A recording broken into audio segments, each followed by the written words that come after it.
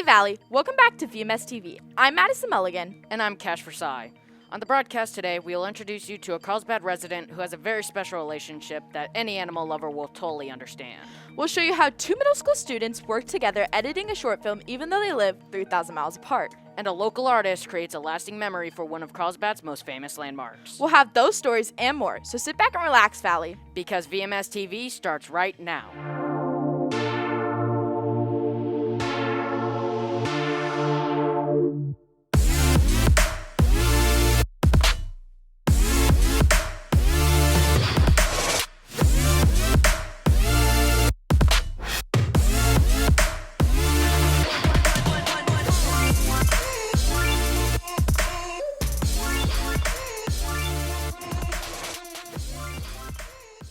Welcome back. Our lead story this afternoon is about a very special relationship, proving that the bond between humans and animals can be very powerful.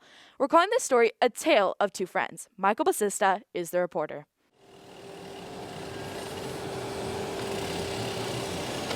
Sam Townsend became the owner of Viva the dog after his daughter could no longer take care of her. She didn't have time. I offered to take care of her, and she said, okay, she's yours, Dad. Viva instantly made an impact on the people around her. Sam was feeling very down, and Viva came into our life, and she instantly loved him, and they became inseparable. Well, Viva has getting pretty advanced arthritis, which affects all of her joints, but primarily the hips right now. She also has cancer. She has I guess, a little bigger than a grapefruit-sized lump in her chest. Along with the tragedy of arthritis and cancer, she is slowly losing her senses. She has lost about 80% of her hearing and about 80% of her vision.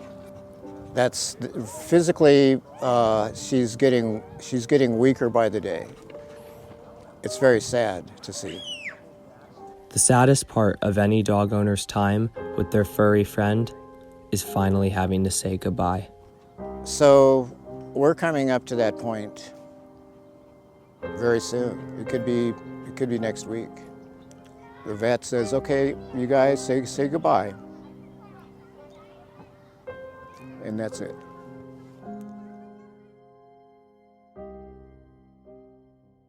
But Viva overcomes her hardships and finds ways to live life to the fullest. Well, she's had the wheelchair for about 3 months, I guess. We needed something that she could get around with us. As she nears the end of her life, she is still a joy to be around. But she still thinks that she's the guard dog. Viva's made us really happy, and we've made her very happy, and she's a happy, happy dog. While Viva may not be with us for much longer, she will live in the hearts of all who knew her. Reporting for VMSTV in Carlsbad, California, with photojournalist Landon Miller. Come on, girl, come on. I'm Michael Basista. Thank you, Michael, for that amazing piece. With the holiday season upon us and record cases of COVID hospitalizations here in Southern California, we sent Kale Turley to the Carlsbad Forum to give us some holiday shopping safety tips. Reporting using his iPhone, here's Kale. What's up, Valley? I'm here at the Carlsbad Forum to talk about some holiday season safety. As the holiday season comes rolling in, we gotta make sure that we are all staying safe and wearing a mask. Also, make sure you are keeping a distance of 6 feet and washing your hands routinely. The holiday season is all about spreading love and cheer, not the virus. Thanks. Send it back to the desk. Although the Carlsbad community is totally divided on whether our iconic power plant should be torn down, it's going to happen anyway. One local artist has figured out a way to commemorate the smokestack.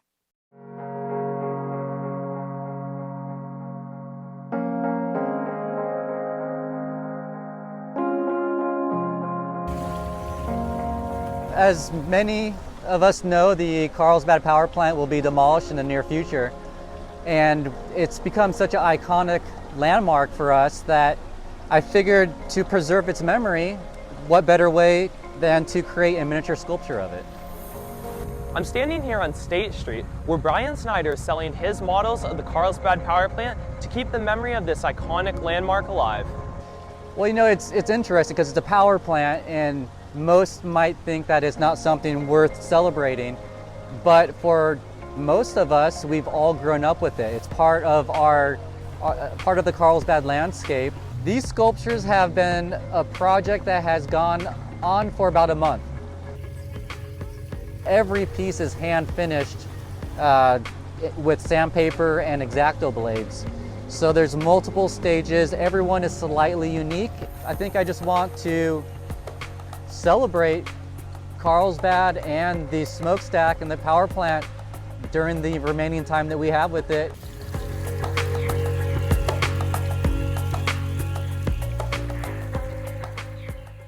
By the way, that story was produced using an iPhone. To learn how we were able to get that cinematic look and feel, please check out our website at VMSTV.com. Next up, Max Harris is here in the studio to talk about the year 2020. It is not a year that we will soon forget. What's going on, Valley? I'm Max Harris, here to give you a recap on 2020 now that the year is almost over. So obviously, towards the start of the year, we were hit by a major pandemic known as COVID-19. COVID-19 forced our schools to close and also forced us to stop living our normal lives. Also, 15 million Americans have been infected by this virus. Now, during the pandemic, George Floyd was tragically killed, which sparked mass protests and riots across the nation that are still going on today. Also during 2020, many celebrities and idols have passed away, such as Chadwick Boseman, who played the Black Panther, Alex Trebek, who is the host of Jeopardy, Diego Maradona, known as one of the greatest soccer players, and recently Chuck Yeager, who was the first man to ever break the sound barrier. Also recently, we had our presidential election, which still technically is going on as they're still counting votes. But Joe Biden is the predicted winner, and he will take office in late January. Now, 2020 hasn't been all that bad, as a vaccine has recently passed the final stage of testing and has just been approved by the FDA. They're going to start rolling it out across the nation. And that's my recap of 2020. I'll send it back to Maddie at the desk. In our Carlsbad Currents segment this week, we asked locals how they feel about the demolition of a landmark that has been on our coast since 1954.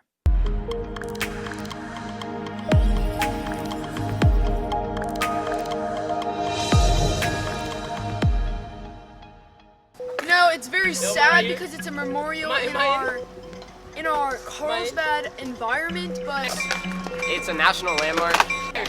I don't care, it smells horrible. Feel sad? And I think they should, keep the power plant if possible. Quite a few elective teachers, beyond those of us in broadcasting, have been using WeVideo to edit projects for our classes. VMSTV was asked by WeVideo to test a new feature that may change the way we collaborate. Our challenge was to pair a VMSTV student with a student in the Chiefus Kamakahele Middle School on the island of Kauai. Is it possible to edit the same film at the same time while 3,000 miles apart? Landon Miller is the reporter. I don't know. I kind of like it. COVID has restricted many people's jobs and hobbies, including filmmakers, who couldn't work in close proximity as teams until now. Sure, I guess so. WeVideo, a new editing software, has come out with a collaborative feature, which allows people from anywhere in the world to collaborate on the same timeline using many computers.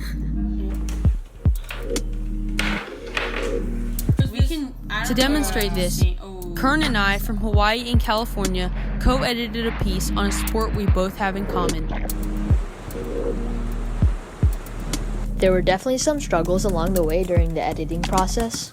How do I do that? It doesn't really make sense, but... Although we had some problems during editing 3,000 miles apart, things started to follow smoothly. 20, because I have a ton of footage. Reporting for VMSTV in California with Kern Ibbs from Hawaii, I'm Landon Miller. Thank you, Landon and Kern, for that story. That brings us to the end of this broadcast. We hope everybody has a great holiday break. We will end with a clip from Kern and Landon's surf video. See you in 2 weeks. Bye! Hi, I'm Leah Poteet.